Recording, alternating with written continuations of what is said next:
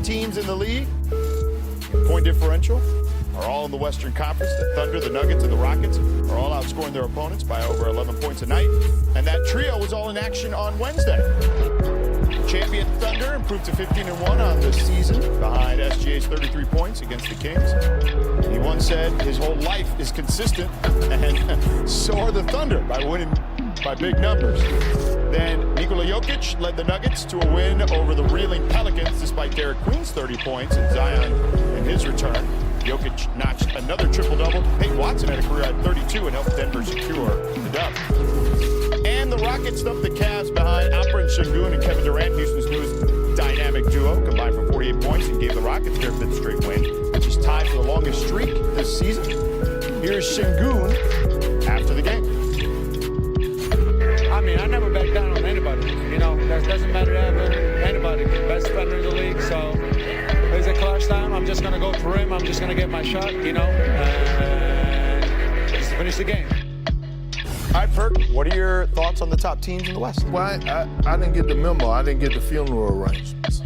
I didn't know LeBron, Luka, Austin Reeves. I didn't know the Lakers passed away. Y'all didn't tell me that. I didn't know they died. Why wasn't they on that graphic? That's the problem I have. You definitely got to put them up in there. 11-4 record. And when you watch the Lakers play, yes, you're getting MVP numbers from Luka Doncic. Yes, you're getting all NBA play from Austin Reeves.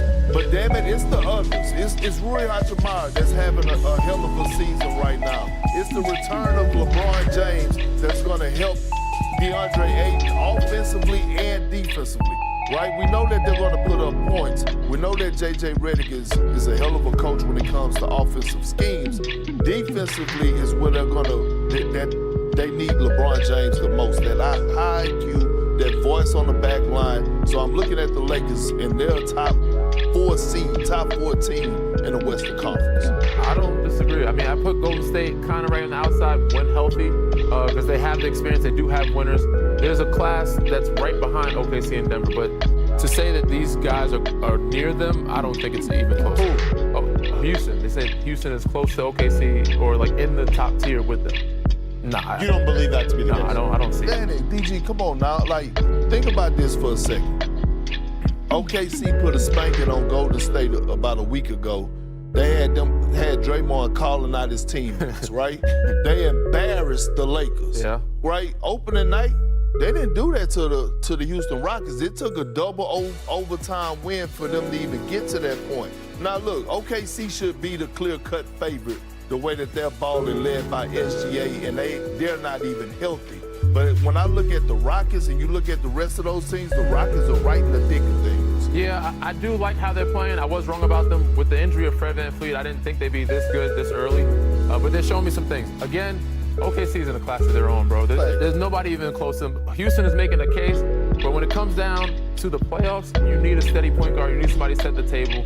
And right now, they're developing Reed Shepard, but I'm just not sure he's there or going to be there at that time. Well, there was a team that took them to a 7th game, and then Aaron Gordon got hurt, and that changed kind of the dynamics of that potential series shot. What's different about those Denver Nuggets? George, so it's interesting you say the name Aaron Gordon. So yesterday, before the game, there was soreness that he reports, and so the Nuggets have the luxury right now to sit him in a game. And last season, they just did not have that.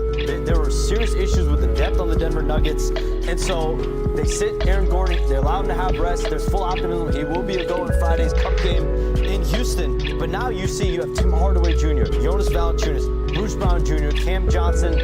He's going to hopefully turn his game up for the Denver Nuggets. They're able to play the young guys more as well. Guys like Peyton Watson, rely on them.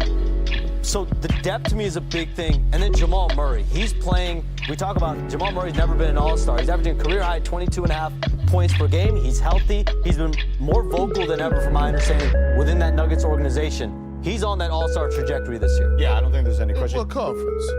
Well, he's going to be one of the part of the world team. U.S., remember. All I'm saying is 22 points don't get you an all-star game no more. If you're a top number 2, 3 seed. But they're not going to be that They're number not going to be the number 1 seed. They have too many guys. They have too many guys that are averaging too many points in the West. And I make a case for Aaron Gordon, honestly, this year on that Denver Nuggets team of being an all-star. Shooting at a high clip of 40-something, 6% from 3. he's having a career year. We'll see. Let's get back to the Rockets here, led by Kevin Durant, who has gotten the headlines. But Alperen Sengun is playing at an elite level. The 23-year-old is the first Rockets player ever with 25 points, 10 boards, and 5 dimes in 3 straight games. Not Hakeem, not Barkley, not Harden, but Sengun. Wow. Perfect. Take it. Oh, hello, digital world. Feet finally on the wood. Here we are. We got the #1 offensive team in the league, the Houston Rockets. And let me show you a big reason why on this clip, why they're the #1 offensive team. Freeze! It's because it's baby Jokic, Alperen Sengun. He has a mismatch right here on Donovan Mitchell. Now, I want you to pause it for a second. Leave it there because there's a lot going on right here.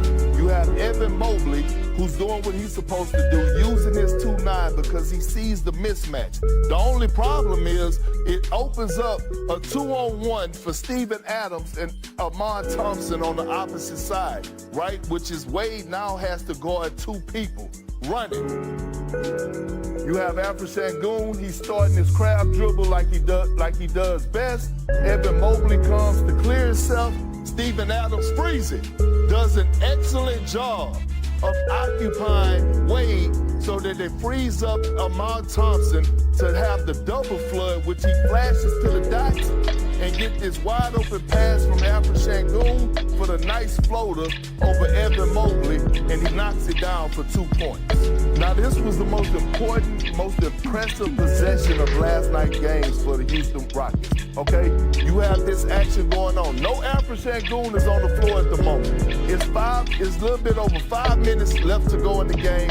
It's a 3-point game. Now, freeze it. I want you to look at everything that's going on with the Rockets. You have a shooter in Aaron Holiday that's on that strong side corner. You have a shooter that's in this weak side corner in Jabari Smith. And then you have the veteran Steven Adams holding the dunker spot, and he's pointing and telling Amon Thompson, no, you be the screener. So it catches the Cavs off guard. Running. All of a sudden, you see Amon Thompson comes and set a hell of a screen for Kevin Durant. He's one of the most athletic players in the game. Great dynamic role, great pass, and we see him take off from the dots, finish over 7-foot Jared Allen for the 2-point make, which put them up by 5. And all of a sudden, we see the Rockets clicking on all cylinders. And not only that, that moment was one of the moments that pissed Kenny Atkinson off, is why we hear the sound that we're about to hear from him right now. Before we get to the Cavs, Digital Perk is looking good. Although real good. Slim. Right? You should be taller. Been taller. You know, look, less is better. Less is better. Well, Perk, I don't know if less is better with the Cavs at this point, because you've been critical of them in the past. Why do they continue to have the same issues? Well, I mean, they had a coach that was trying to give them identity. And J.B. Bickerstaff, they didn't want that.